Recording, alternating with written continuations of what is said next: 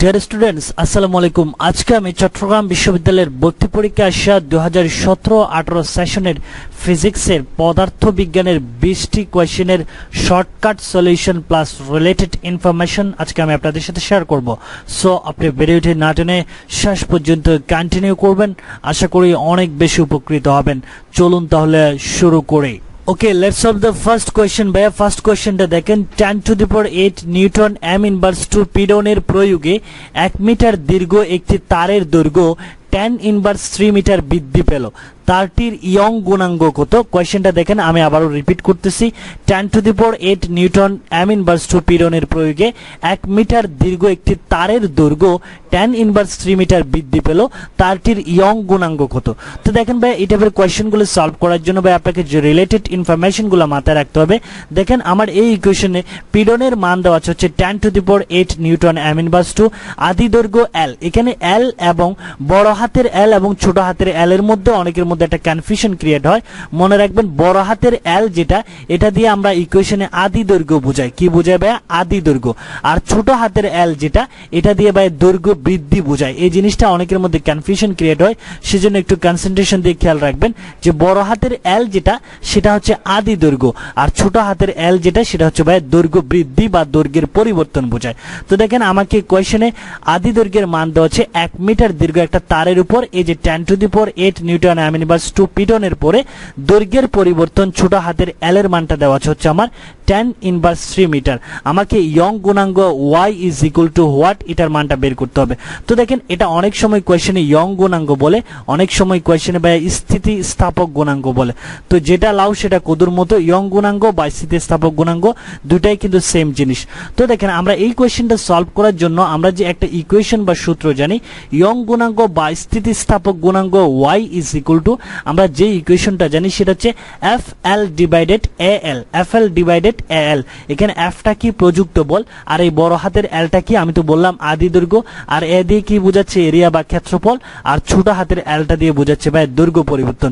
তো দেখেন আমার কোয়েশ্চেনে যে মানগুলো দেওয়া আছে সেখানে কিন্তু প্রযুক্ত বল F এবং এরিয়া ক্ষেত্রফলের মান দেওয়া নেই। তো আমরা এই কোয়েশ্চেনটা কিভাবে সলভ করতে পারি? কিন্তু আমরা যে ইকুয়েশনটা পাচ্ছি সেটাতে কিন্তু F এবং এর মান দেওয়া আছে।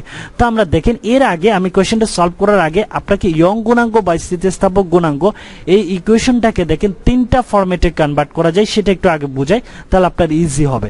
দেখেন, আমরা ইয়ং গুণাঙ্ক y বা স্থিতিস্থাপক গুণাঙ্ক y ইজ ইকুয়াল টু যে সূত্রটা জানি সেটা হচ্ছে FL ডিভাইডেড কত?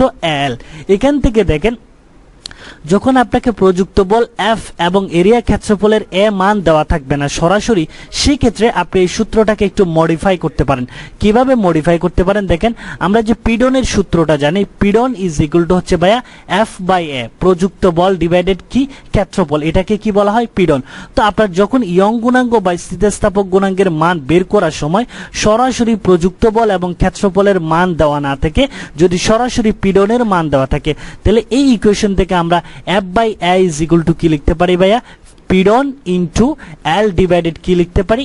L লিখতে পারি। ওকে, যখন এই সূত্রটা দেখেন, তাহলে এই সূত্রের মডিফিকেশন হচ্ছে এটা।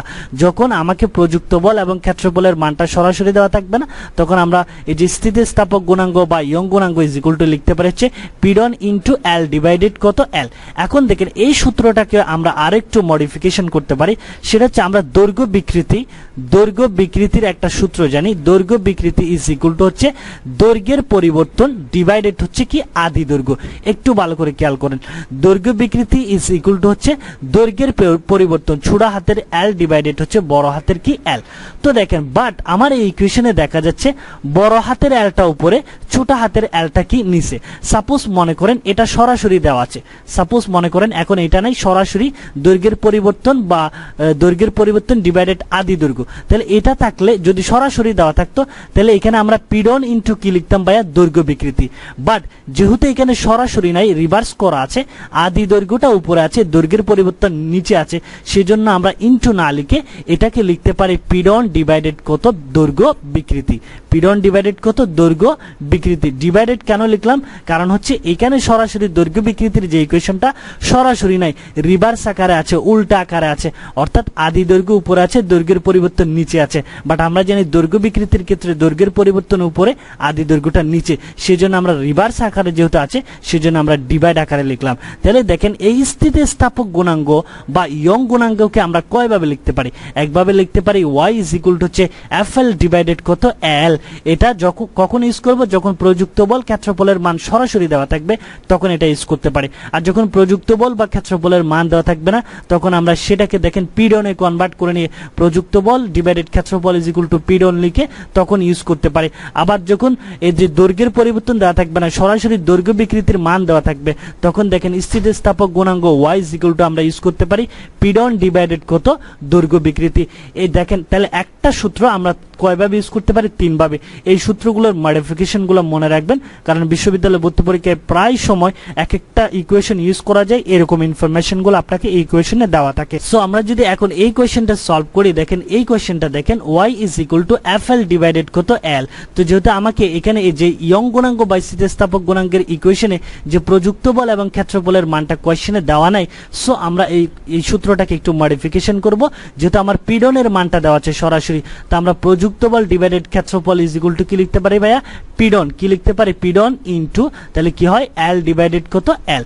তো এখন দেখেন এখন জাস্ট মানগুলো সরাসরি বসিয়ে দিতে পারবেন। পিডনের মান কত দেওয়া আছে ভাইয়া? 10⁸, আর এটা আদি দৈর্ঘ্যের মান কত? 1 মিটার। আর দৈর্ঘ্যের পরিবর্তন কত ভাইয়া? tan inverse 3। এখন যদি কাজ করেন তাহলে কত হয় দেখেন 10⁸, এই tan ইনভার্স 3 কে যদি উপরে তুলেন তাহলে কত হবে? tan cube. তাহলে 10⁸ into tan cube is equal two কত? tan কত হচ্ছে?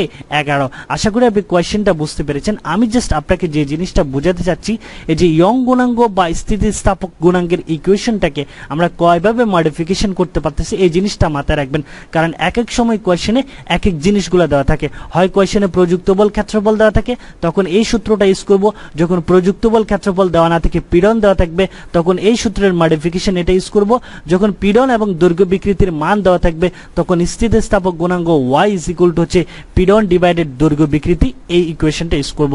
আশা করি আপনি সলিউশনটা বুঝতে পেরেছেন। দ্যাট মিন্স আমার এই ইকুয়েশনের অ্যান্সার দাঁড়াচ্ছে কি? তারটির ইয়ং গুণাঙ্ক বা স্থিতিস্থাপক গুণাঙ্ক কত? 10⁻11 নিউটন m ইনভার্স 2।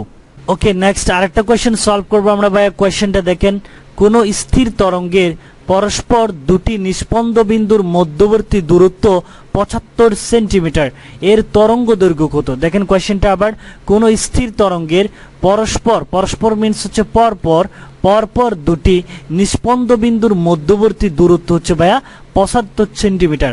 আমাকে এর তরঙ্গ দৈর্ঘ্যটা বের করতে হবে। দেখেন এই টাইপের কোয়েশ্চেনগুলো সলভ করার জন্য ভাই আপনাকে আরো কিছু রিলেটেড ইনফরমেশন মাথায় রাখতে হবে, যেগুলো আপনার সামনের ভর্তি পরীক্ষার জন্য খুবই গুরুত্বপূর্ণ। পয়েন্টগুলো দেখেন, আমি এখানে যে 3টা পয়েন্ট দিয়েছি স্পেশালি বিশ্ববিদ্যালয় ভর্তি পরীক্ষায় প্রায় সময় এই 3টা পয়েন্ট থেকে কিন্তু কোয়েশ্চেন রিপিট হয়। দেখেন একটু কাইন্ডলি কনসেন্ট্রেশন দিতে হবে।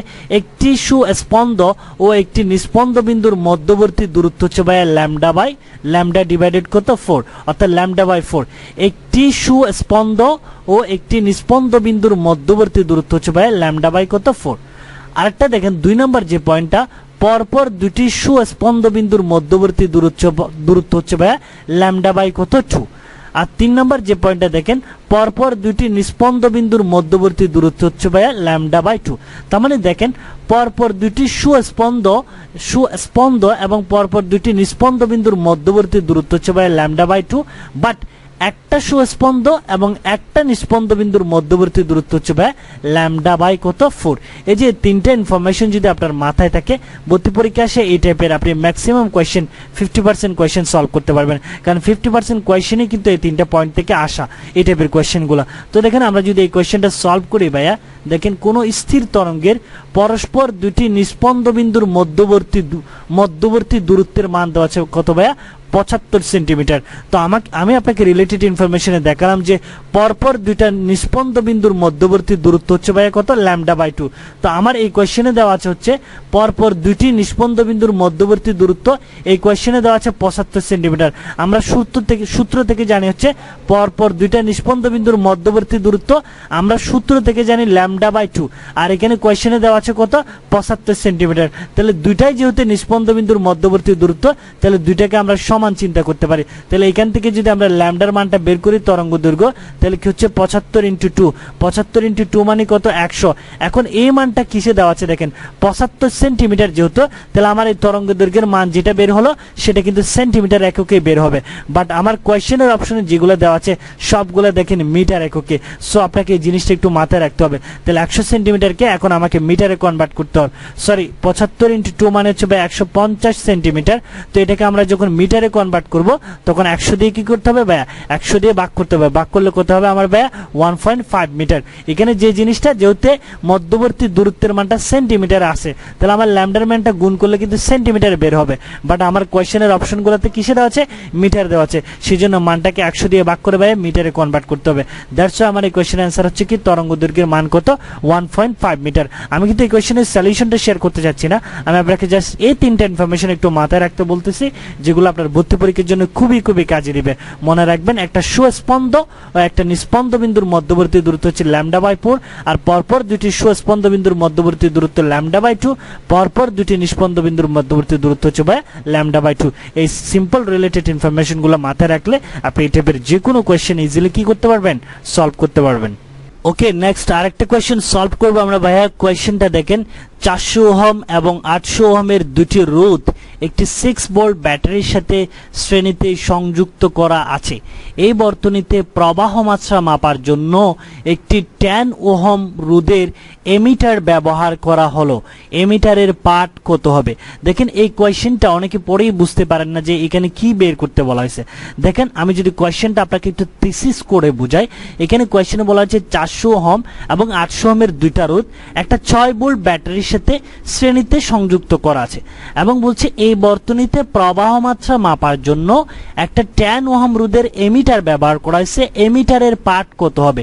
এই যে এমিটারের পাঠ কত হবে মানে এই জিনিসটা দিয়ে আপনাকে কি বের করতে বলা হয়েছে জানেন?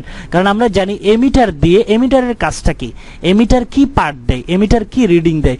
এমিটারের কাজটা হচ্ছে ভাইয়া কোন একটা তড়িৎ বর্তনীতে বিদ্যুৎ প্রবাহ মাত্রা সরাসরি বিদ্যুৎ প্রবাহ মাত্রা সরাসরি এম্পিয়ার এককে বিদ্যুৎ প্রবাহ মাত্রা আই এর মানটা সরাসরি এম্পিয়ার এককে মাপার জন্য আমরা এমিটার ইউজ করি। তার মানে এমিটার কিসের পাঠ দেয়?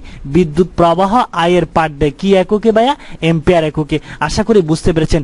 দ্যাট মিন্স আমার এই কোয়েশ্চেনে এমিটারের পাঠ কত হবে মানে এই বর্তনীর প্রবাহ মাত্রা আই এর মানটা আমাকে কি করতে বলা হয়েছে ভাইয়া? বের করতে বলা হয়েছে।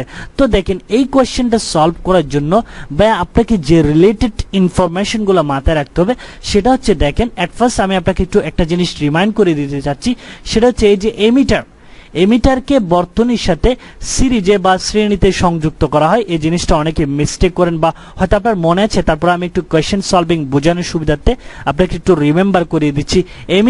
এমিটারকে বর্তনীর সাথে কোন একটা বর্তনীর সাথে সিরিজ কানেকশন বা শ্রেণীতে কি করা হয় বা সংযুক্ত করা হয়। আরেকটা একক কনভার্টার আরেকটা সূত্র একটু রিমাইন্ড করিয়ে দিতে চাচ্ছি, সেটা হচ্ছে 1 এম্পিয়ার ইজ ইকুয়াল টু হচ্ছে 10⁻³ মিলি এম্পিয়ার। এখন আসেন আমি এই কোয়েশ্চেনটা সলভ করব। সলভ করার আগে দেখেন এই টাইপের কোয়েশ্চেনগুলো আপনাকে অনেকেই অনেকভাবে বোঝাবে। যেমন অনেকেই বোঝাবে এই সূত্রটা দিয়ে I am is equal to হচ্ছে ই ডিভাইডেড আর এস প্লাস আর এম। এই সূত্র দিয়ে আপনাকে অনেকেই বোঝাবে, বাট আমি আজকে দেখেন একটু ডিফারেন্ট সূত্র দিয়ে একটা সিম্পল ইকুয়েশন দিয়ে আপনাকে এই জিনিসটা বোঝাবো।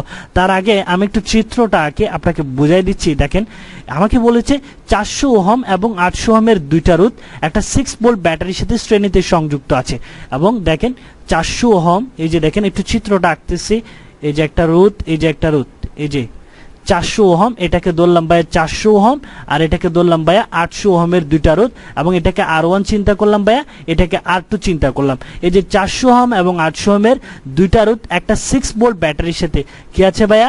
এই যে একটা ব্যাটারি নিলাম আমি 6 ভোল্ট একটা ব্যাটারির সাথে, এই যে এই ব্যাটারির ভোল্টেজটা এখানে কত ভাইয়া? 6 ভোল্ট ব্যাটারির সাথে এই যে দেখেন সিরিজ কানেকশন শ্রেণীতে সংযুক্ত করা আছে। এরপরে আমাকে বলল কি এই বর্তনীতে প্রবাহ মাত্রা মাপার জন্য একটা 10 ওহম রোধের এমিটার ব্যবহার করা হয়েছে। এখন আপনাকে বুঝতে হবে যে এই এমিটারটা এই বর্তনীতে কোন কানেকশনে থাকবে। এই এমিটারটা যে বর্তনীর যে প্রবাহ মাত্রা মাপার জন্য যে 10 ওহম রোধের যে একটা এমিটার ব্যবহার করা হয়েছে, এই এমিটারটা আপনি বর্তনীতে কোন কানেকশনে রাখবেন সেই জিনিসটাই যদি বুঝতে পারেন তাহলে হয়ে যাবে। এই যে দেখেন, তার জন্য আমি নোটটা আপনাকে আগেই বলেছি, এমিটারকে বর্তনীর সাথে কিসে যুক্ত করতে হবে, সিরিজে বা শ্রেণীতে। তার মানে এই যে সাপোজ মনে করেন এখানে আমরা একটা এমিটার লাগালাম, এই যে দেখেন সিরিজ কানেকশন, এখানে একটা এমিটার লাগালাম এই বর্তনীর বিদ্যুৎ প্রবাহ মাত্রা মাপার জন্য। ওকে, সিরিজ কানেকশনে লাগালাম, কিন্তু এমিটার সিরিজ কানেকশনে। তো এই এমিটারের একটা রোধের মান দেওয়া আছে, এই এমিটারের রোধকে ধরে নিলাম আমরা R3 এবং এটার মানটা বলেছে ভাই 10 ওহম। আশা করি আপনি আমার গ্রাফটা চিত্রটা বুঝতে পেরেছেন যে 400 ওহম এবং 800 ওহমের দুইটা রোধ একটা 6 ভোল্ট ব্যাটারির সাথে শ্রেণীতে সংযুক্ত আছে এবং এটার প্রবাহ মাত্রা মাপার জন্য এই যে একটা এমিটার ব্যবহার করলাম, এমিটারকে আমরা শ্রেণীতে যুক্ত করলাম। কারণ কেন, এমিটারকে বর্তনীর সাথে সিরিজ কানেকশনে রাখতে হয়, এই জন্য আমরা শ্রেণীতে যুক্ত করলাম। এবং এই এমিটারের রোধের মানটা আমাকে বলছে 10 ওহম। এখন আমাকে বের করতে বলেছে এই বর্তনীতে এই এমিটারের প্রবাহ মাত্রা, অর্থাৎ এমিটারটা কত পাঠ দিবে, অর্থাৎ প্রবাহ মাত্রা I এর মানটা আমাকে কি করতে হবে, বের করতে হবে। এখন আমি আপনাকে যেটা বোঝাবো সেটা হচ্ছে এই প্রবাহ মাত্রা I এর মানটা বের করার জন্য আপনাকে অনেকেই এই সূত্রটা বোঝাবে, বাট এই সূত্রটা একটু আপনার হাতে কনফিউশনে পড়ে যাবেন। বাট দেখেন আমি সিম্পলি এই জিনিসটা আপনাকে কিভাবে বোঝাচ্ছি। দেখেন, আমরা যে নরমাল একটা সূত্র জানি ভাই, B ইজ ইকুয়াল টু কত, IR। এই সূত্রটা জানি না, B ইজ ইকুয়াল টু কত, IR। এখানে B মানে কি ভাইয়া, ভোল্টেজ, I মানে তড়িৎ প্রবাহ অর্থাৎ প্রবাহ মাত্রা, আর R মানে কত, রোধ। এখন আসেন, আপনাকে যে কোয়েশ্চেনটা দেওয়া আছে সেই কোয়েশ্চেনের যে রেজিস্ট্যান্স গুলো আছে সেই রেজিস্ট্যান্স গুলোর টোটাল রোধের মানটাই হচ্ছে ভাইয়া আর এর মান। টোটাল রোধের মানটাই হচ্ছে কিসের মান ভাইয়া, আর এর মান। এখন এই যে আর রেজিস্ট্যান্স যতগুলো আছে আমার দেখেন সবগুলা কি কানেকশনে আছে, সিরিজ কানেকশনে আছে। তার মানে এই বর্তনীর টোটাল রেজিস্ট্যান্স আরটা হবে হচ্ছে ভাইয়া কি, R1 প্লাস R2 প্লাস কত, R3। আশা করি আপনি বুঝতে পেরেছেন। তা R1 এর মান কত ভাইয়া, 400 ওহম, প্লাস R2 এর মান কত ভাইয়া, 800 ওহম, আর R3 এমিটারের মান কত ভাইয়া, 10। তার মানে 800 আর 400 হচ্ছে 12, 12 আর 10 হচ্ছে কত ভাইয়া, 1210। আশা করি বুঝতে পেরেছেন। তার মানে আমরা এই বর্তনীর টোটাল রোধ বা আর এর মানটা পেলাম হচ্ছে কত, 1210 ওহম। তো আসেন আমরা এই কোয়েশ্চেনটা দেখেন, B is equal two IR এই সূত্র দিয়ে ইজিলি সলভ করব। তার মানে এখান থেকে যদি আমরা I ইজ ইকুয়াল টু কি লিখতে পারি, B ডিভাইডেড R। এই বিটা কি বলছে আমাকে কোয়েশ্চেনে বলছে 6 ভোল্ট ব্যাটারির সাথে কি আছে ভাই, যুক্ত আছে। তার মানে এই যে ভোল্টেজ B এর মান কত ভাই, 6 ভোল্ট। আর R এর মান, এই টোটাল রোধে R এর মানটা হবে বর্তনীতে যতগুলো রোধ আছে সেগুলোর টোটাল সবগুলা রোধের যোগফলটাই হচ্ছে টোটাল আর এর মান। ওকে, তা এখন বর্তনীতে যতগুলা রোধ আছে সবগুলো সিরিজ কানেকশন আছে। তো সিরিজ কানেকশনের ক্ষেত্রে আমরা টোটাল রোধ আর বের করার সময় কি করতে হয়, সবগুলা রোধ যোগ করলে আমরা সিরিজ কানেকশনের টোটাল রোধ কি পেয়ে যাই। সেজন্য আমরা সবগুলো যোগ করলাম, যোগ করে পেলাম হচ্ছে 1210। তার মানে এই বর্তনীর টোটাল রোধ আর এর মানটা কত ভাইয়া, 1210। আশা করি আপনি বুঝতে পেরেছেন, 1210 ওহম। আপনি জাস্ট এখন সিম্পলি মানগুলো বসিয়ে দেন, 6 ভোল্ট ব্যাটারি আর বর্তনীর টোটাল রোধ হচ্ছে ভাইয়া কত, 1210। 1210 দিয়ে যখন আপনি 6 কে ভাগ করবেন আপনার অ্যান্সারটা দাঁড়াবে হচ্ছে 4.96 ইন্টু 10 ইনভার্স 3 কত, অ্যাম্পিয়ার এককে। কি এককে ভাইয়া, অ্যাম্পিয়ার এককে। আশা করি আপনি আমার সলিউশনটা বুঝতে পেরেছেন।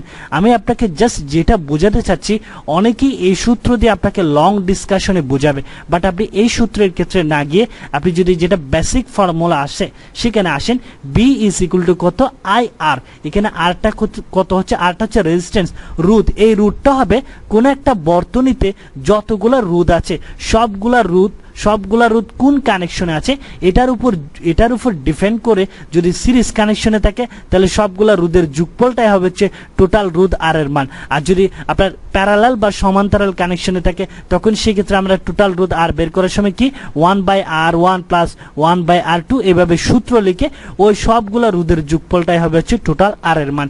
আশা করি আপনি বুঝতে পেরেছেন। এইভাবে যদি আপনি থিঙ্কিং করতে পারেন তাহলে ইজিলি এই টাইপের কোয়েশ্চেনগুলো আপনি সলভ করতে পারবেন। তো দেখেন তার মানে আমার এই কোয়েশ্চেনের অ্যান্সার কত দাঁড়াচ্ছে 4.96 ইন্টু tan ইনভার্স, আমরা পেলাম হচ্ছে ভাইয়া 4.96 ইন্টু tan ইনভার্স 3 কত অ্যাম্পিয়ার পেলাম। বাট আমার কোয়েশ্চেনে যে অপশনগুলো দেওয়া আছে ভাইয়া দেখেন সবগুলো কোন এককে ভাইয়া, মিলি অ্যাম্পিয়ার এককে। তার মানে আমার এই মানটাকে আবার কোথায় কনভার্ট করতে হবে, মিলি অ্যাম্পিয়ার এককে। তো মিলি অ্যাম্পিয়ার এককে কনভার্ট করার জন্য আমি প্রথমেই আপনাকে একটা কনভার্টেশন একটা ফর্মুলা বলেছি যে অ্যাম্পিয়ার থেকে মিলি অ্যাম্পিয়ারে কনভার্ট করার জন্য। সূত্রটা কি, 1 অ্যাম্পিয়ার ইজ ইকুয়াল টু হচ্ছে tan ইনভার্স 3 মিলি অ্যাম্পিয়ার। তার মানে এই যে 4.96 ইন্টু tan ইনভার্স 3 অ্যাম্পিয়ার মানে হচ্ছে ভাইয়া কি 4.96 মিলি অ্যাম্পিয়ার। আশা করি আপনি বুঝতে পেরেছেন, কারণ 1 অ্যাম্পিয়ার ইজ ইকুয়াল টু কত, tan ইনভার্স 3 মিলি অ্যাম্পিয়ার। সেই জন্য এটাকে এইখানে যেহেতু tan ইনভার্স 3 সরাসরি আসে, সেজন্য আমরা সরাসরি মিলি অ্যাম্পিয়ার এককটা লিখতে পারলাম। দ্যাটস ওয়াই আমার এই কোশ্চেন অ্যান্সার হচ্ছে কত ভাইয়া, 4.96 মিলি অ্যাম্পিয়ার। আশা করি আপনি সলিউশনটা বুঝতে পেরেছেন। আপনি জাস্ট চিত্রগুলো বুঝবেন যে এমিটার বলছে, এমিটারকে কিভাবে কানেকশন দিতে হয়। যদি এখানে ভোল্ট মিটার বলতো তো গ্যালভানোমিটার, তখন সেক্ষেত্রে গ্যালভানোমিটারকে কিন্তু আমরা প্যারালালে সমান্তরালে কিন্তু সংযুক্ত করি, সেক্ষেত্রে সিস্টেমটা সূত্রটা আরেকটা ডিফারেন্ট হয়ে যেত। রোধের মান বের করার সময় তখন আপনাকে এই দুইটা যোগ করে ওই দুটার সাথে আবার যেটা গ্যালভানোমিটার ভোল্ট মিটার থাকতো সেটাকে প্যারালালে যোগ করে টোটাল রোধের মান বের করতে হতো। এরপরে আপনি জাস্ট সিম্পলি এই সূত্রটা B is equal two IR, এই সূত্রটা ইউজ করলে আপনি ইজিলি এই কোয়েশ্চেনের অ্যান্সারগুলো বের করতে পারবেন। ওকে, নেক্সট আরেকটা কোয়েশ্চেন সলভ করবো আমরা ভাইয়া। কোয়েশ্চেনটা দেখেন, ধ্বংসাত্মক ব্যতিচারের জন্য পথ পার্থক্য কি হবে।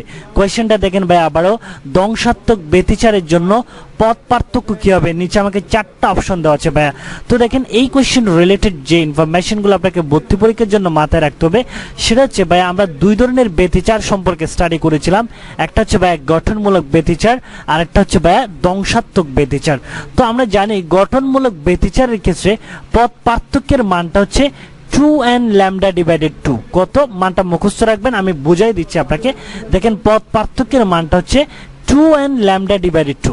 আর ধ্বংসাত্মক ব্যতিচারের ক্ষেত্রে পথ পার্থক্যের মানটা হচ্ছে ভাই দেখেন 2n প্লাস 1 ল্যামডা ডিভাইডেড 2। ওকে, এখন দেখেন ডেসক্রিপশনটা। গঠনমূলক ব্যতিচারের ক্ষেত্রে বলছে তরঙ্গ দুটির পথ পার্থক্যটা ল্যামডা 2 এর জোড় গুণিতক হবে। দেখেন একটু বুঝিয়ে দিচ্ছি আপনাকে কেন বলছে তরঙ্গ দুটির পথ পার্থক্যটা ল্যামডা 2 এর কি হবে ভাই, জোড় গুণিতক হবে। দেখেন গঠনমূলক ব্যতিচারের ক্ষেত্রে পথ পার্থক্যের যে মানটা আমি আপনাকে বললাম 2n ল্যামডা ডিভাইডেড 2, এখানে ল্যামডা 2 বাদ দেন, ল্যামডা 2 বাদ দিয়ে সামনে যে মানটা আছে সেটা চিন্তা করেন 2n। এখানে এই 2n এ n এর মানটা আপনি জোড় বিজোড় যেটাই বসান না কেন আপনার ফলাফলটা আসবে কত, জোড়। ফলাফলটা কি আসবে, জোড়। নাহলে আপনি একটু ট্রাই করেন 2 into 1, একটা বিজোড় বসালাম তাও জোড় মান আসলো 2। তা এখন আমরা একটা জোড় মান বসাই 2 into 2, 2 2 দুগুণে কত 4, তাও কি মান, জোড় মান। তার মানে আমরা এই যে ল্যামডা 2 এর সামনে যে মানটা আছে 2n, এখানে আমরা জোড় বিজোড় যেটাই বসাই না কেন আমার ফলাফলটা আসতেছে জোড়। কিসের ক্ষেত্রে ভাইয়া, গঠনমূলক ব্যতিচারের ক্ষেত্রে। সেই জন্য আমাকে বলছে ডেসক্রিপশনে গঠনমূলক ব্যতিচারের ক্ষেত্রে তরঙ্গ দুটির পথ পার্থক্যের মানটা ভাইয়া কার জোড় গুণিতক হচ্ছে, এই যে ল্যামডা 2 এর কি হচ্ছে, জোড় গুণিতক হচ্ছে। কেননা এই 2n এ আমরা জোড় বিজোড় যেটাই বসাই না কেন এই 2n এর মানটা কি হচ্ছে, জোড় হচ্ছে। এটা কিসের ক্ষেত্রে ভাই, গঠনমূলক ব্যতিচারের ক্ষেত্রে। আর আপনাকে আমি বলছি ধ্বংসাত্মক ব্যতিচারের ক্ষেত্রে পথ পার্থক্যের মানটা কত, এগুলো মুখস্থ রাখবেন কিন্তু 2n প্লাস 1 ল্যামডা ডিভাইডেড 2। এখন আপনি ল্যামডা 2টা আপাতত বাদ দেন, বাদ দিয়ে সামনে যেটা আছে সেটা চিন্তা করেন 2n প্লাস 1। এখন এই 2n প্লাস 1 এ n এর মান আপনি জোড় বিজোড় যেটাই বসান না কেন ফলাফলটা আসবে হচ্ছে ভাইয়া বিজোড়। ফলাফলটা কি আসবে ভাইয়া, বিজোড়। বিশ্বাস না হলে আপনি মান বসাই দেখেন, আমি একটা বিজোড় মান বসালাম 1, তার মানে ফলাফল দাঁড়াচ্ছে 3, যেটা একটা বিজোড়। আমি একটা জোড় মান বসালাম 2, তার মানে ফলাফল দাঁড়াচ্ছে 5, যেটাও একটা বিজোড়। সেই জন্য বলা হচ্ছে ভাইয়া ধ্বংসাত্মক ব্যতিচারের ক্ষেত্রে এই পথ পার্থক্যের মানটা এই ল্যামডা 2 এর কি হচ্ছে ভাইয়া, বিজোড় গুণিতক হচ্ছে। কেননা ল্যামডা 2 এর সামনে যে মানটা আছে 2n প্লাস 1, এখানে আপনি জোড় বিজোড় যে মানটাই বসান না কেন ফলাফলটা বিজোড় হচ্ছে। আশা করি আপনি আমার ডিসকাশনটা বুঝতে পেরেছেন। তবে ভাই আপনাকে যে কাজটা করতে হবে, আপনি যদি ইউনিটের জন্য প্রিপারেশন নিয়ে থাকেন তাহলে এই পয়েন্টগুলো মুখস্থ রাখবেন। গঠনমূলক ব্যতিচারের ক্ষেত্রে পথ পার্থক্য হচ্ছে 2n ল্যামডা ডিভাইডেড 2। এটা মাথায় থাকলে কিন্তু আপনার এই ডেসক্রিপশনটা চলে আসবে। 2n ল্যামডা ডিভাইডেড 2 মানে পথ পার্থক্য হচ্ছে ল্যামডা 2 এর জোড় গুণিতক। কেন জোড় গুণিতক, জোড় বিজোড় যেটাই বসাই মান আসতেছে জোড়। আর ধ্বংসাত্মক ব্যতিচারের ক্ষেত্রে ভাই পথ পার্থক্য হচ্ছে ল্যামডা 2 এর বিজোড় গুণিতক। কেন বিজোড় গুণিতক, কারণ ল্যামডা 2 এর সামনে যেটা আছে 2n+1 এটাতে জোড় বিজোড় যেটাই বসানো গেল ফলাফলটা আমার বিজোড় আসতেছে।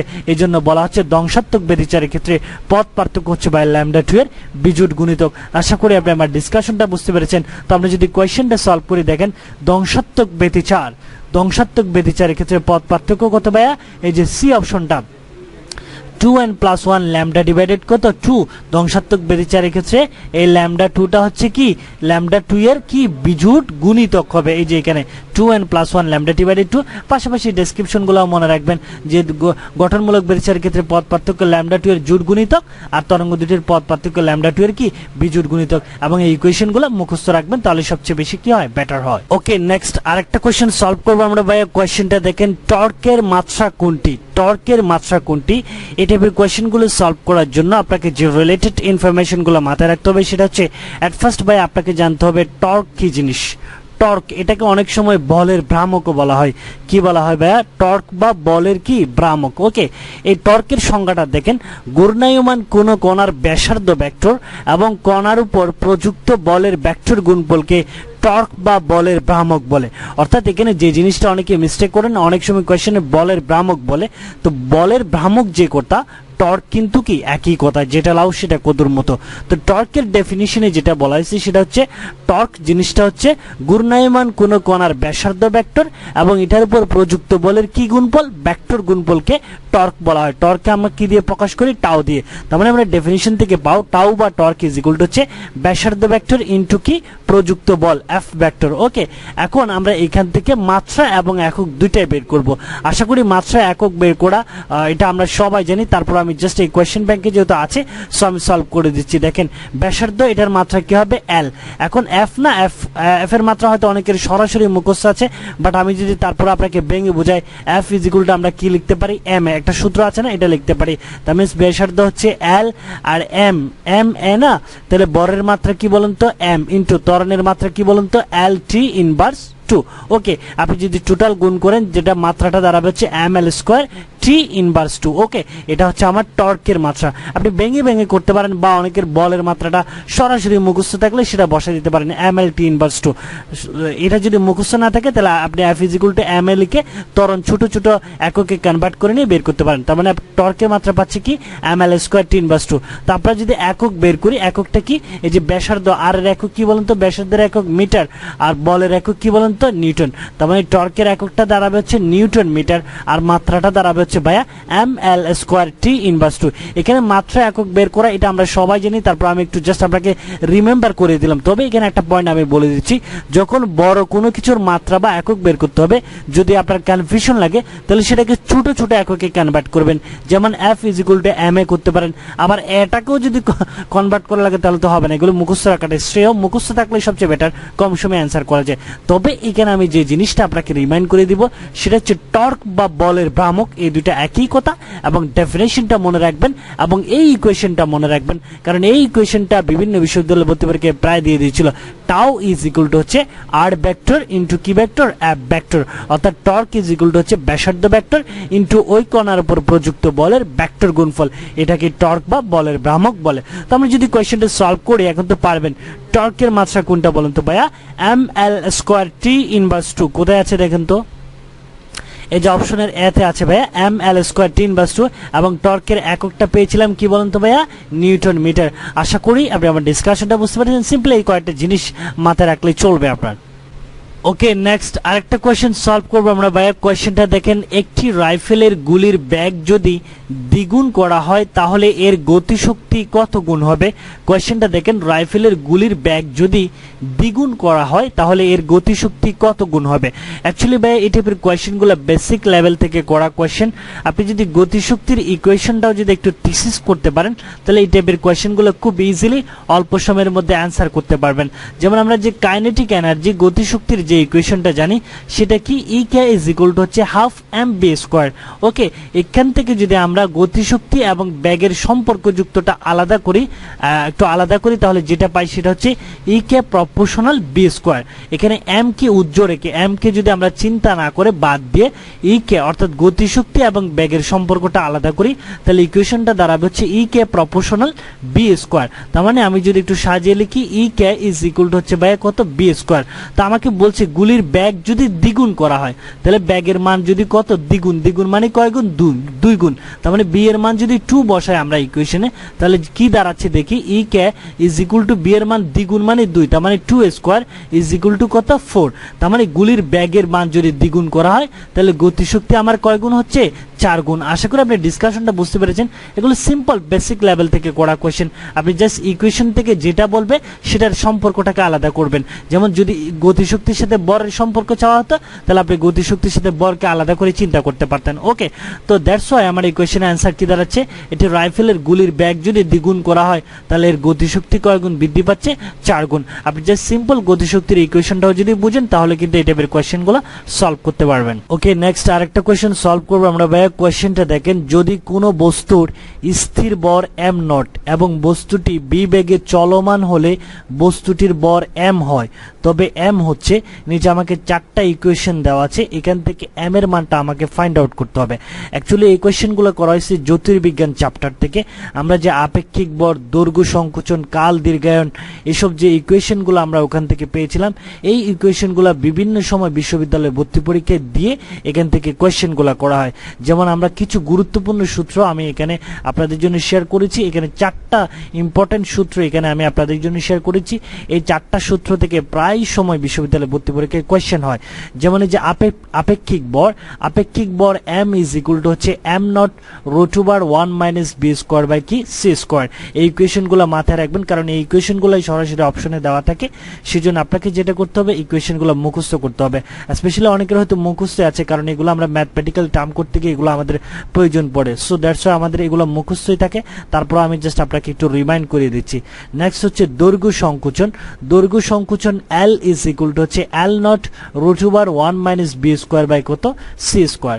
দেন হচ্ছে কাল দীর্ঘায়ন টি এর মান হচ্ছে t is equal to t not root over 1 minus b square by কত c স্কয়ার। এখানে c কিন্তু আলোর ব্যাগ, এটা তো আমরা জানি। দেন আরেকটা খুবই গুরুত্বপূর্ণ একটা জিনিস বিশ্ববিদ্যালয়ে ভর্তি পরীক্ষায় প্রায় সময় দেখা যায়, সেটা হচ্ছে শোয়ারশিল্ড ব্যাসার্ধ।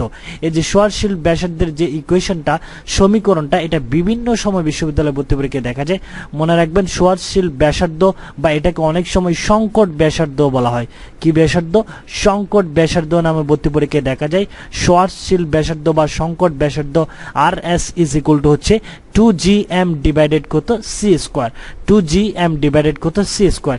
এখানে যে আমি 4টা সূত্র আপনাদের সাথে শেয়ার করলাম, এগুলো কিন্তু বিশ্ববিদ্যালয়ে ভর্তি পরীক্ষার জন্য খুবই গুরুত্বপূর্ণ। আপনি জাস্ট ইকুয়েশনগুলো একটু রিমেম্বার করে দিলাম, যে এই ইকুয়েশনগুলো যে কোনো টাইমে ভর্তি পরীক্ষায় চলে আসতে পারে। যেমন এই ইকুয়েশনটা দেখেন, ঠিক সেম আপেক্ষিক বর সংক্রান্ত একটা ইকুয়েশন। আমাকে বলছে কোনো বস্তুর স্থির বর m নট এবং যদি বস্তুটি বি বেগে চলমান হয়, তাহলে বস্তুটির বরটা কি হয়? m হয়। তাহলে এখানে mটা কি? আপেক্ষিক বর। এই আপেক্ষিক বর m এর সূত্রটা আমরা কি জানি? m ইজ ইকুয়াল টু হচ্ছে m not root over 1 minus B square by কত সি স্কোয়ার। যে অপশনের ডিতে যেটা আছে সেটা। আপনি যদি সূত্রগুলো মুখস্থ থাকে তাহলে ইজিলি দাগাতে পারবেন, যদি মুখস্থ না থাকে তাহলে কিন্তু একটু দ্বিধাদ্বন্দ্বে পড়ে যাবেন। দ্যাটস ওয়াই আপনাকে যেটা করতে হবে, এই 4টা ইকুয়েশন, স্পেশালি এই 4টা ইকুয়েশন আপনি একটু মুখস্থ রাখবেন, তাহলে দেখবেন এই টাইপের যে কোনো কোয়েশ্চেন আপনি ইজিলি সলভ করতে পারবেন। ওকে, নেক্সট আরেকটা কোয়েশ্চেন সলভ করবো আমরা। ভাই কোয়েশ্চেনটা দেখেন, যদি 1 কুলম্ব মানের দুটি আধান বাতাসে পরস্পরের সাথে 1 মিটার দূরত্বে রেখে অবস্থান করে, তবে তাদের মধ্যবর্তী বল কত? কোয়েশ্চেনটা দেখেন, যদি 1 কুলম্ব মানের দুইটা আধান, দুইটা চার্জ, 1 কুলম্ব মানের, প্রত্যেকটা চার্জের মান কত? 1 কুলম্ব। এরকম দুইটা চার্জ, দুইটা আধান, 1 কুলম্ব মানের দুইটা আধান পরস্পরের সাথে যদি আমরা 1 মিটার দূরত্ব রেখে, ডিস্টেন্স ডি এর মানটা 1 মিটার দূরত্ব রেখে অবস্থান করি, তবে তাদের মধ্যবর্তী বলের মানটা কত হবে? এই সলিউশনটা আমাদেরকে করতে হবে। তো দেখেন, এই টাইপের কোয়েশ্চেনগুলো করার জন্য আপনাকে জাস্ট সিম্পল কুলম্বের সূত্রটা সম্পর্কে যদি আপনার একটু বেসিক আইডিয়া থাকে, তাহলে এই টাইপের কোয়েশ্চেনগুলো ইজিলি সলভ করতে পারবেন। তো দেখেন, আমাকে যে মানগুলো দেওয়া আছে, বলছে 1 কুলম্ব মানের দুইটা আধান। তো আমরা ধরলাম Q1 এর মানও 1 কুলম্ব, Q2 এর মানও কত? 1 কুলম্ব। কারণ কেন? কারণ আমাকে কোয়েশ্চেনেই বলেছে যদি 1 কুলম্ব মানের দুইটা আধান, ঠিক আছে, সেজন্য আমরা Q1 এর মানও 1, Q2 এর মানও কত ধরলাম? 1 কুলম্ব ধরলাম। ওকে, এবং ডিস্টেন্স ডি এর মানটা কত? 1 মিটার দূরত্ব রেখে যদি পরস্পর অবস্থান করে, তাহলে আমাকে তাদের মধ্যবর্তী বল F এর মানটা কত হবে সেটা বের করতে হবে। তো আমরা কুলম্বের সূত্র থেকে একটা সূত্র, কুলম্বের সূত্র থেকে যে ইকুয়েশনটা পাই, সেটা হচ্ছে মধ্যবর্তী বল F ইজ ইকুয়াল টু হচ্ছে 1/4 pi e naught into Q1 Q2 divided কত ডি স্কোয়ার। তো এই ইকুয়েশনে আমরা জাস্ট মধ্যবর্তী বলের মানটা বের করার জন্য Q1 Q2 এবং ডি এর মানগুলো বসিয়ে দিব। যদি বসায় তাহলে কি দাঁড়াচ্ছে 1/4 পাই ই নট Q1 এর মানও 1, Q2 এর মানও 1, ডি এর মানও 1, 1 স্কোয়ার মানে কত হবে 1। তার মানে ভাগ করলে আমার যেটা দাঁড়াচ্ছে ইন টোটালি সেটা হচ্ছে 1/4 পাই ই নট, কারণ একে একে এগুলো সব কি যাবে কাটাকাটি যাবে। তো এখন দেখেন 1/4 পাই ই নট এর মান কত আমরা জানি 9 ইন্টু কত 10⁹ তো বলের একক কি হবে ইন টোটালি নিউটন। ওকে, তার মানে আমরা পেলাম যে এই মধ্যবর্তী বল এফ এর মান কত পেলাম 9 ইন্টু 10⁹ নিউটন। দেখেন সিম্পল কোয়েশ্চেন, জাস্ট আপনি ইকুয়েশনটা জানলেই মানগুলো বসিয়ে দিয়ে সলিউশন করতে পারবেন। ওকে, দ্যাটস আমার এই কোয়েশ্চেন অ্যান্সারটা কত দাঁড়াচ্ছে দেখেন 9 ইন্টু 10⁹ কত নিউটন। আশা করি সলিউশনটা বুঝতে পেরেছেন। এই টাইপের কোয়েশ্চেনগুলো সলভ করার জন্য আপনারা একটু ইকুয়েশনগুলা সূত্রগুলো জানা থাকলেই চলবে। ওকে, নেক্সট আরেকটা কোয়েশ্চেন সলভ করবো আমরা। ভাই কোয়েশ্চেনটা দেখেন একটি সেকেন্ড দোলকের দৈর্ঘ্য কত। কোয়েশ্চেনটা দেখেন একটি সেকেন্ড দোলকের দৈর্ঘ্য কত। তো এই টাইপের কোয়েশ্চেনগুলো সলভ করার জন্য আমাকে যে রিলেটেড ইনফরমেশনগুলো মাথায় রাখতে হবে সেটা হচ্ছে দেখেন এট ফার্স্ট আমাকে জানতে হবে সেকেন্ড দোলক জিনিসটা কি। আশা করি আমরা সবাই জানি সেকেন্ড দোলকের ডেফিনেশনটা। তারপর আমি একটু করে আপনাকে রিমেম্বার করিয়ে দিচ্ছি। যেই সরল দোলকের দোলনকাল 2 সেকেন্ড তাকে বলা হচ্ছে সেকেন্ড দোলক। কি বলা হয়? যেই সরল দোলকের দোলনকাল 2 সেকেন্ড তাকে সেকেন্ড দোলক বলা হয়। অর্থাৎ যেই সরল দোলকের দোলনকাল টি এর মানটা 2 সেকেন্ড হয় তাদেরকে আমরা কি বলবো সেকেন্ড দোলক। তো দেখেন আমরা সেকেন্ড দোলকের ক্ষেত্রে যদি ইকুয়েশনটা সরল দোলকের যেটা মেন ইকুয়েশন আছে সেটা যদি একটু চিন্তা করি, আমরা সরল দোলকের যে দোলনকালের সূত্রটা জানি t is equal to 2 pi root over L by কত বাই g। তো আমরা যদি সেকেন্ড দোলকের ক্ষেত্রে ইকুয়েশনটা চিন্তা করি, সেকেন্ড দোলকের ক্ষেত্রে আমরা দেখলাম যে t এর মানটা কত 2 সেকেন্ড। এখন এই যে মেন ইকুয়েশনে আমরা যদি সরল দোলকের এই যে t এর মানটা ইকুয়েশনে বসাই তাহলে কি দাঁড়াচ্ছে যে সেকেন্ড দোলকের ক্ষেত্রে, এটা কিসের ক্ষেত্রে হিসাব করতেছে ভাই সেকেন্ড দোলকের ক্ষেত্রে, এই t এর মানটা যদি ইকুয়েশনে আমরা 2 বসাই তাহলে এদিকে থাকতেছে 2 পাই রুট ওভার L ডিভাইডেড কত g। তাহলে উভয় পাশ থেকে আমরা 2 বাদ দিতে পারি, 2 বাদ দিলে এদিকে থাকতেছে 1, এদিকে থাকতেছে পাই রুট ওভার L ডিভাইডেড কত g। তো আমরা যদি উভয় পক্ষকে বর্গ করি তাহলে যেটা দাঁড়ায় 1, এদিকে হচ্ছে পাই স্কয়ার, এটা হচ্ছে L ডিভাইডেড কত g। তো এখান থেকে যদি আমরা L এর মানটা বের করি, L কার্যকরী দৈর্ঘ্যে L এর মানটা বের করি তাহলে ইকুয়েশনটা দাঁড়াচ্ছে লাস্টে L ইজ ইকুয়াল টু হচ্ছে g বাই পাই স্কয়ার। অর্থাৎ আমি এখানে যে জিনিসটা বোঝাতে চাচ্ছি সেকেন্ড দোলকের ক্ষেত্রে যেহেতু দোলনকাল t এর মানটা 2 সেকেন্ড, ওই t এর মানটা আমরা যেটা সরল দোলকের বেসিক ইকুয়েশন আছে সেখানে বসানোর পরে সেকেন্ড দোলকের ক্ষেত্রে কার্যকরী দৈর্ঘ্য L এর ইকুয়েশনটা পাচ্ছি g ডিভাইডেড কত পাই স্কয়ার। এই ইকুয়েশনটা আপনি সরাসরি মুখস্থ রাখবেন। আবার এখানে যদি আপনি মানগুলা বসান, যেমন g এর মান কত, সেকেন্ড দোলকের ক্ষেত্রে কার্যকরী দৈর্ঘ্যের ইকুয়েশন সরাসরি এটা মুখস্থ রাখবেন, L ইজ ইকুয়াল টু হচ্ছে g ডিভাইডেড কত পাই স্কয়ার। আবার এখানে যদি আপনি মান বসান, g এর মান কত 9.8, পাই এর মান কত 3.14 স্কয়ার, এখানে বসালে যে মানটা পাবেন সেটা হচ্ছে 0.994 মিটার পাবেন। অর্থাৎ এই তোগুলো জিনিস বলে আমি আপনাকে এই দুইটা পয়েন্ট বোঝাতে চাচ্ছি যে সেকেন্ড দোলকের ক্ষেত্রে আপনি এই দুইটা পয়েন্ট সরাসরি মুখস্থ রাখবেন। একটা পয়েন্ট হচ্ছে সেকেন্ড দোলকের কার্যকরী দৈর্ঘ্য L ইজ ইকুয়াল টু হচ্ছে g ডিভাইডেড কত পাই স্কয়ার, সরাসরি মুখস্থ রাখবেন। মুখস্থ রাখলেই সবচেয়ে বেশি শ্রেয়। ওই জিনিসটাই আমি আপনাকে আগের কোয়েশ্চেনে সলিউশন করে বুঝাতে চেয়েছি। দেন সেকেন্ড দোলকের কার্যকরী দৈর্ঘ্য L এর মানটা হচ্ছে 0.994 মিটার। অর্থাৎ এই দুইটা জিনিস দিয়ে কি বোঝাতে চাচ্ছি, যদি ইকুয়েশন আকারে অপশনে থাকে তাহলে অ্যান্সার দেখাবেন এটা, আর যদি মান আকারে থাকে তাহলে অ্যান্সার হবে কোনটা, এটা 0.994। অর্থাৎ এটা আপনি মুখস্থ করে ফেলবেন। সেকেন্ড দোলকের ক্ষেত্রে কার্যকরী দৈর্ঘ্য L এর মান 0.994 মিটার, এই জিনিসটা এখান থেকে এসেছে। এই যে সেকেন্ড দোলকের ক্ষেত্রে কার্যকরী দৈর্ঘ্য L is equal two g divided pi square. Equation আকারে থাকলে এটা দেখাবেন, মান আকারে থাকলে এটা দেখাবেন 0.994 মিটার। আশা করি আপনি ডিসকাশনটা বুঝতে পেরেছেন।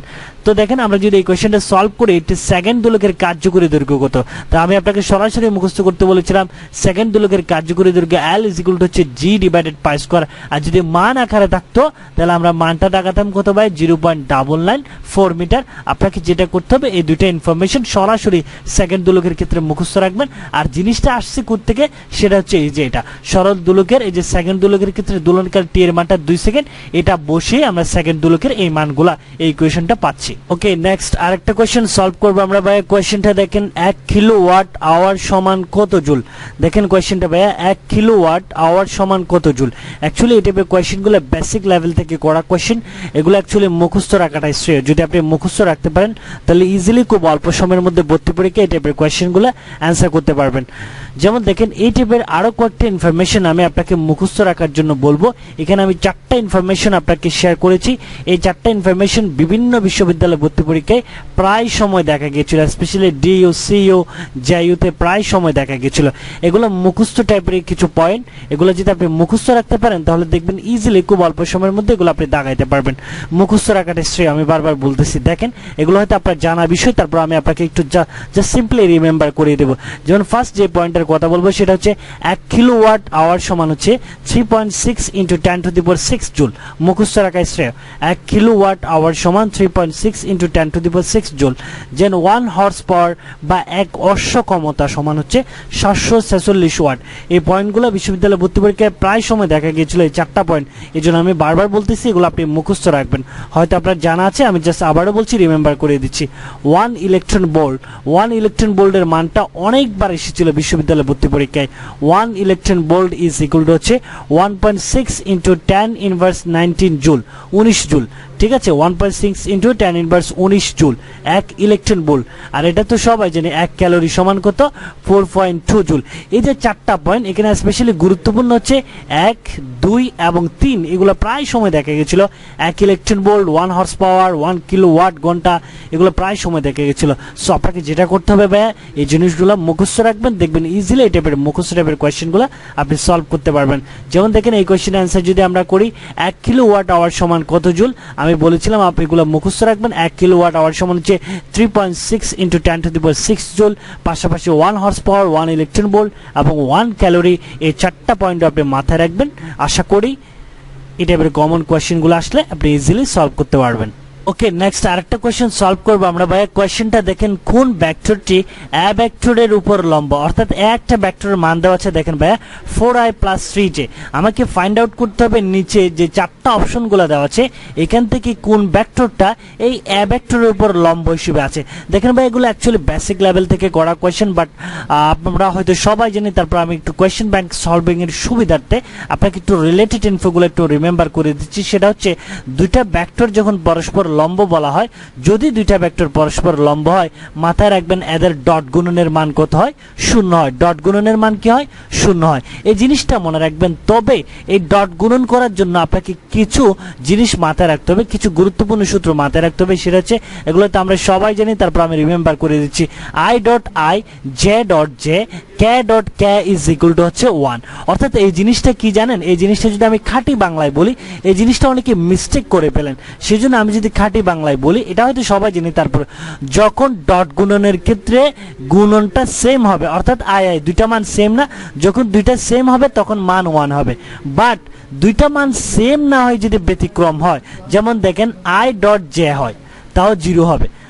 ঠিক আছে, আই এবং জে কিন্তু সেম না। যদি সেম হতো, যদি j.j হতো তাহলে কিন্তু 1 হতো। একটু ভালো করে খেয়াল করেন এই জিনিসগুলো মনে রাখার জন্য। যদি ডট গুণনের ক্ষেত্রে একটা আরেকটার সেম না হয়, ব্যতিক্রম হয়, তাহলে মানটা অলওয়েজ 0 কাউন্ট করবেন। যেমন যে দেখেন j.k, এখানে j এবং k একই নয়, তার মানে ডট গুণনের ক্ষেত্রে 0 হয়ে যাবে যদি ব্যতিক্রম হয়। ঠিক আছে, আর যদি একই হয়, যেমন দেখেন একই কি কি হতে পারে, k.k, এই দুইটা মান কিন্তু একই। ডট গুণনের ক্ষেত্রে মান যদি একই হয় তাহলে i j k এর ক্ষেত্রে মান হচ্ছে 1। আর যদি ভিন্ন হয়, যেমন দেখেন i j ভিন্ন, j k ভিন্ন, কে আই ভিন্ন, ভিন্ন হলে মানটা কি ভাইয়া 0। আশা করি আপনি আমার কথাগুলো বুঝতে পেরেছেন। এইভাবে যদি থিঙ্কিং করে তাহলে মনে থাকবে। আপনি সরাসরি I J J K K I এইভাবে চিন্তা করলে কিন্তু কখনোই আপনার মনে থাকবে না। মনে থাকবে হচ্ছে যদি ডট গুণনের ক্ষেত্রে ভিন্ন কোনো ডট গুণন হয়, আই জে জে কে এগুলো কি ভিন্ন ভিন্ন, ভিন্ন ভিন্ন হলে মানটা 0 চোখ বন্ধ করে। আর যদি একই হয় তাহলে কি মানটা 1। আশা করি বুঝতে পেরেছেন। এগুলো এই জন্যই বললাম পরীক্ষায় এত কিছু চিন্তা করার পরে সময় থাকবে না। যেমন দেখেন আমাকে যে কোয়েশ্চেনটা দেওয়া আছে সেটা যদি আমরা সলভ করি, একটা ভেক্টরের মান দেওয়া আছে, এই ভেক্টরের উপর লম্ব কোনটা সেটা আমাকে ফাইন্ড আউট করতে হবে। তো আপনি একটা টেস্ট করেন, এই যে 3 4 কত ভাইয়া 12 হবে। আই ডট আই মানে কত হবে 1, যেহেতু আই দুইটাই সেম, তো ডট গুণের ক্ষেত্রে সেম মানে কত 1, তাহলে মাঝখানে প্লাস প্লাস প্লাস 3 4 কত আবার 12, জে ডট জে মানে কত হয়ে যাবে 1 হয়ে যাবে। তার মানে 12 12 24। তার মানে এটা যদি লম্ব হতে হলে আমাদের দুইটা ভেক্টরের ডট গুণনের মান কত হতে হবে 0 হতে হবে, বাট এই অপশনে আমাদের 0 আসে নাই, তার মানে এটা আমার কখনোই অ্যান্সার হবে না। সি অপশনটা ট্রাই করি, সি অপশন ট্রাই করেন। 4 আই ডট আই, তার মানে 400 কত ভাইয়া 24, আই ডট আই মানে 1 হবে, প্লাস বাকিটা বাদ দিলাম, তাহলে এটা গুণ করে আমরা একটা মান পাচ্ছি, কিন্তু 0 তো আর পাচ্ছি না, এই জন্য এটাও আমার কখনোই কি হবে না ভাইয়া অ্যান্সার হবে না। সি অপশনটা যদি আমরা চিন্তা করি, সি অপশনে আছে হচ্ছে কে ইউনিট ভেক্টর, আর এখানে আসে হচ্ছে আই এবং জে ইউনিট ভেক্টর, তার মানে ব্যতিক্রম। আপনি যেটার সাথে গুণ করেন না কেন, কে ডট আই যদি 4 এর সাথে গুণ করেন 4 7 28, কে ডট আই মানে কত হয়ে যাবে ভাইয়া 0 হয়ে যাবে, কারণ ডট গুণনের ক্ষেত্রে কে ডট আই মানে কত ভাইয়া 0, ডট গুণনের ক্ষেত্রে ভিন্ন ইউনিট ভেক্টর হলে কত 0। আবার যদি আই চিন্তা না করে 3 জে এর সাথেও চিন্তা করেন, এই যে 3 7, এই যে 3 7 কত 21, তাহলে তাও হচ্ছে কে ডট জে মানে তাও কত ভাইয়া 0। তার মানে আমার শুধুমাত্র সি অপশনে আমরা গুণ করলে দেখা যাচ্ছে এই দুইটা ভেক্টরের যদি আমরা ডট গুণন করতেছি তাহলে মানটা আমার কি আসতেছে 0 আসতেছে, দ্যাটস ওয়াই আমার এই কোশ্চেন অ্যান্সার হবে কি সি। ওকে, দেন ডি অপশনটা ট্রাই করে দেখেন, দেখবেন এটাতে 0 আসবে না। দেখেন এই যে 4 4 কত 16, আই ডট আই মানে কত 1 16, প্লাস মাইনাসে মাইনাস, এই যে জে ডট জে 3 3 কত 9, জে ডট জে মানে 1, 16 থেকে 9 গেলে আর কত বলেন তো, 16 থেকে 9 গেলে 7, তার মানে এখানে 0 আসতেছে না, তার মানে একমাত্র 0 আসতেছে সি অপশনে, যেটা 7 কে। কেন 0 আসতেছে দেখেন, আপনি যদি যে কোনো একটার সাথে গুণ করেন তাহলে কে ডট আই ভিন্নধর্মী ইউনিট ভেক্টর, তাহলে ডট গুণনের ক্ষেত্রে ভিন্নধর্মী ইউনিট ভেক্টর মানে কত 0, তার মানে টোটাল মানটা ইন টোটালি 0 হয়ে যাবে, তাহলে 0 হলে এই দুটো ভেক্টরের ডট গুণন কি হচ্ছে বাই 0 হচ্ছে। আশা করি ডিসকাশনটা বুঝতে পেরেছেন। ওকে, নেক্সট আরেকটা কোয়েশ্চেন সলভ করবো ভাই। কোয়েশ্চেনটা দেখেন, 2 মিটার তরঙ্গ দৈর্ঘ্যের একটি তরঙ্গের ব্যাগ 300 ms ইনভার্স 1 হলে এর কম্পাঙ্ক কত? দেখেন কোয়েশ্চেনটা ভাই, এগুলো খুব ইজিলি কমন কোয়েশ্চেন। 2 মিটার তরঙ্গ দৈর্ঘ্যের একটি তরঙ্গের ব্যাগ যদি 300 ms ইনভার্স 1 হয় তাহলে এটার কম্পাঙ্ক কত হবে, এই জিনিসটা আমাকে বের করতে হবে। এটা কোয়েশ্চেনগুলো ভাই অ্যাকচুয়ালি আপনি যদি ইকুয়েশনগুলো জানেন তাহলে খুব ইজিলি খুব দ্রুত সলভ করতে পারবেন। যেমন আমার তরঙ্গ দৈর্ঘ্য ল্যামডার মান দেওয়া আছে ভাই 2 মিটার এবং ব্যাগের মান বি এর মান দেওয়া আছে 300 ms ইনভার্স 1, আমাকে কম্পাঙ্ক এফ এর মান বের করতে হবে। এখন এই তিনটা ভেরিয়েবল চলকের সাথে সম্পর্কযুক্ত ইকুয়েশনটা যদি আপনি জানেন তাহলে ইজিলি এই টাইপের কোয়েশ্চেনগুলো সলভ করতে পারবেন। যেমন আমরা যে ইকুয়েশনটা জানি সেটা হচ্ছে বি ইজ ইকুয়াল টু হচ্ছে কি f lambda, b is equal to কি ভাই এফ ল্যামডা। এখান থেকে যদি আমরা এফ এর মানটা বের করি, এফ ইজ ইকুয়াল টু হচ্ছে বি ডিভাইডেড ল্যামডা, তাহলে বি এর মান দেওয়া আছে ভাই কত 300 ms ইনভার্স 1, আর ল্যামডার মান দেওয়া আছে কত 2, 2 দিয়ে 300 কে ভাগ করলে এটা হবে ms ইনভার্স 1, নিচে হবে মিটার মিটার কাটা, 2 দিয়ে 300 কে ভাগ করলে হবে কত 150 s ইনভার্স 1, তো 150 s ইনভার্স 1 মানে 150 কত হার্স হবে, কারণ 1 s ইনভার্স 1 মানে কত 1 হার্স। ওকে, তার মানে আমার অ্যান্সারটা দাঁড়াচ্ছে 2 দিয়ে 300 কে ভাগ করলে 150 হার্স। অর্থাৎ ইজিলি এই টাইপের কোয়েশ্চেনগুলো সলভ করতে পারবেন যখন আপনি ইকুয়েশনগুলো জানবেন। এই যে মানগুলো দেওয়া আছে এটার সাথে সম্পর্কযুক্ত এই চলকগুলোর ইকুয়েশনটা যদি জানেন ইজিলি এই টাইপের কোয়েশ্চেনগুলো সলভ করতে পারবেন। দ্যাটস আমার এই কোয়েশ্চেন অ্যান্সারটা দাঁড়াচ্ছে কত ভাইয়া 150 হার্স। কত দাঁড়াচ্ছে ভাইয়া 150 হার্স। জাস্ট ইজিলি ইকুয়েশনটা জানলেই মানগুলো বসিয়ে দিয়ে সিম্পলি সলিউশন করা যাবে। ওকে, নেক্সট আরেকটা কোয়েশ্চেন সলভ করবো আমরা ভাইয়া। কোয়েশ্চেনটা দেখেন, কোয়ান্টাম তত্ত্ব আবিষ্কার করেন কোন বিজ্ঞানী? দেখেন ভাই এখানে ম্যাক্সিমাম কোয়েশ্চেন কিন্তু ভাই বেসিক লেভেল থেকে করা। সো বিশ্ববিদ্যালয়ে ভর্তি পরীক্ষার জন্য যেটা সবচেয়ে বেশি নিডেড সেটা হচ্ছে আপনার বেসিকটা স্ট্রং থাকতে হবে। যার বেসিকটা যত বেশি স্ট্রং সে কিন্তু তত বেশি এই জিনিসগুলো অ্যান্সার করতে পারবে সহজে। বাট আপনার যদি বেসিকটা স্ট্রং না হয় এগুলো নিয়ে কিন্তু কনফিউশনে পড়ে যাবেন। ঠিক আছে, দেখেন এই কোয়েশ্চেন রিলেটেড আপনাকে আরও কিছু গুরুত্বপূর্ণ তথ্য আমি পাশাপাশি রিমেম্বার করে দিতে চাচ্ছি, কারণ বিশ্ববিদ্যালয়ে ভর্তি পরীক্ষায় এই গুরুত্বপূর্ণ তথ্যগুলোতেও কিন্তু কোয়েশ্চেন রিপিট হয়েছিল। দেখেন এই যে কোয়ান্টাম তত্ত্ব, এটার আবিষ্কার করছে বিজ্ঞানী ম্যাক্স প্ল্যাঙ্ক। এটা কি আবিষ্কার করেন? কোয়ান্টাম তত্ত্ব ম্যাক্স প্ল্যাঙ্ক। পাশাপাশি সালটাও মনে রাখবেন, কারণ বিভিন্ন বিশ্ববিদ্যালয় ভর্তি পরীক্ষায় সালটাও দিয়ে দিয়েছিল 1900 সালে। ঠিক আছে, কোয়ান্টাম তত্ত্ব আবিষ্কৃত হয় 1900 সালে, বিজ্ঞানী ম্যাক্স প্ল্যাঙ্ক আবিষ্কার করেন। ঠিক আছে, দেন রাদারফোর্ড এটা হচ্ছে পরমাণুর সৌর মডেল, এটা সালটা হচ্ছে 1911। আমি কিন্তু আপনাকে একটু সিকোয়েন্সে সাজিয়ে দিয়েছি। 1900 সাল হচ্ছে কোয়ান্টাম তত্ত্ব আবিষ্কার হয় বিজ্ঞানী ম্যাক্স প্ল্যাঙ্কের আন্ডারে। ঠিক আছে, দেন হচ্ছে 1911 সালে পরমাণুর সৌর মডেল আবিষ্কৃত হয় রাদারফোর্ড। ঠিক আছে, রাদারফোর্ড কর্তৃক। দেন হচ্ছে 1913 হচ্ছে আরেকটু আপডেট বোরের পরমাণু মডেল, যেটা হচ্ছে নিলস বোর। ঠিক আছে, বিজ্ঞানী নিলস বোর আবিষ্কার করেন, এই তথ্যটা বিজ্ঞানী নিলস বোর প্রোভাইড করেন। দেন হচ্ছে 1898, এটা হচ্ছে কিশমিশ পুডিং মডেল, এটা হচ্ছে বিজ্ঞানী যে থমসন, ঠিক আছে, এই জিনিসটা আবিষ্কার করেন। এটাকে অনেক সময় তরমুজ মডেলও বলা হয়। কি মডেল? তরমুজ মডেল। এটার বিভিন্ন নামে ডাকা হয় জিনিসটাকে, কিশমিশ পুডিং মডেল বা তরমুজ মডেল, 1898 সালে। ঠিক আছে, বিজ্ঞানী জে থমসন কর্তৃক এই মডেলটা দেওয়া হয়। এই কয়েকটা গুরুত্বপূর্ণ ইনফরমেশন একটু আপনি মাথায় রাখবেন, কারণ এই পয়েন্টগুলো কিন্তু, এই বেসিক পয়েন্টগুলো কিন্তু খুবই গুরুত্বপূর্ণ। এগুলো অনেকের প্র্যাকটিস না জানার কারণে দেখা যাচ্ছে কোয়েশ্চেন দেখে মনে হচ্ছে কমন পড়ছে, বাট অ্যান্সারটা দেখে দেখা যায় ভুল করে দিয়ে আসে। সেজন্য আপনাকে যেটা করতে হবে, এই জিনিসগুলো একটু মুখস্থ করতে হবে। মনে রাখবেন, কোয়ান্টাম তত্ত্ব আবিষ্কার করেন ম্যাক্স প্ল্যাঙ্ক 1900 সালে, 1911 পরমাণু সৌর মডেল রাদারফোর্ড কর্তৃক, দেন 1913 বুরের পরমাণু মডেল নিলস বোর, এবং পাশাপাশি মনে রাখবেন 1898 সালে কিশমিশ পুডিং মডেল বা তরমুজ মডেল, এটাকে অনেক নামে ডাকা হয়, সেটা হচ্ছে স্যার জে থমসন আবিষ্কার করেন এটা। দ্যাট মিনস আমরা যদি এই কোয়েশ্চেনের অ্যান্সারটা দিই, এখন তো আমরা পারবো এই জিনিসটা। কোয়ান্টাম তত্ত্ব আবিষ্কার করেন কে ভাইয়া? বিজ্ঞানী ম্যাক্স প্ল্যাঙ্ক। কে আবিষ্কার করেন? বিজ্ঞানী ম্যাক্স প্ল্যাঙ্ক। পাশাপাশি আপনি এই জিনিসগুলো মনে রাখবেন, রাদারফোর্ডের পরমাণু সৌর মডেল, নিলস বোরের পরমাণু মডেল, জে থমসনের কিশমিশ পুডিং মডেল বা তরমুজ মডেল, এবং পাশাপাশি সালগুলো কিন্তু খুবই গুরুত্বপূর্ণ। ওকে, নেক্সট আরেকটা কোয়েশ্চেন সলভ করবো আমরা ভাইয়া। কোয়েশ্চেনটা দেখেন, কোন সূত্র ব্যবহার করে হুইটস্টোন ব্রিজ নীতি প্রতিপাদন করা যায়? দেখেন কোয়েশ্চেনটা, কোন সূত্র ব্যবহার করে হুইটস্টোন ব্রিজ নীতি প্রতিপাদন করা যায়? এই কোয়েশ্চেন রিলেটেড যে ইনফরমেশনগুলো আপনাকে মাথায় রাখতে হবে, সেটা হচ্ছে কারশফের সূত্রের ব্যবহার। কিসের ব্যবহার? কারশফের সূত্রের ব্যবহার সম্পর্কিত একটা কোয়েশ্চেন বিভিন্ন সময় বিশ্ববিদ্যালয়ে ভর্তি পরীক্ষায় দেখা যায়। দেখেন, কারশফের সূত্রের আমি এখানে 4টা ব্যবহার দিয়েছি। এই 4টা ব্যবহার প্রায় সময় বহুপদী সমাপ্তি সূচক আকারেও কিন্তু কোয়েশ্চেনে দিয়ে দেয়। সো আপনাকে যেটা করতে হবে সেটা হচ্ছে এই 4টা ব্যবহার, কারশফের সূত্রে এই 4টা ব্যবহার একটু মাথায় রাখতে হবে।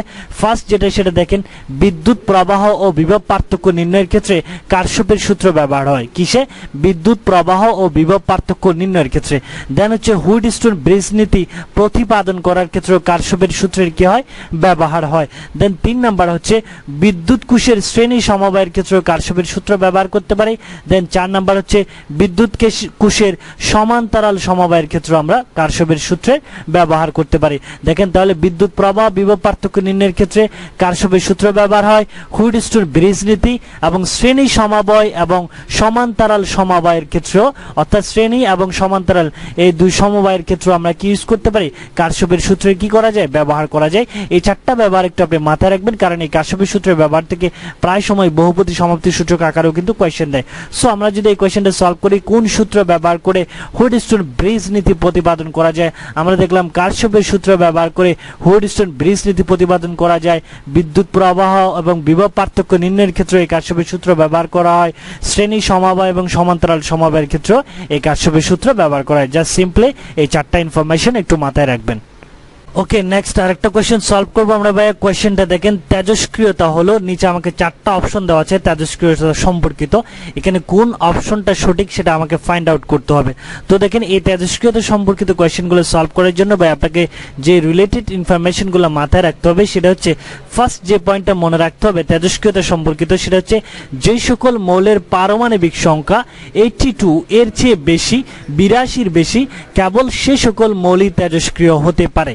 এখানে যে ইনফোগুলো শেয়ার করা হচ্ছে এগুলো কিন্তু খুবই গুরুত্বপূর্ণ।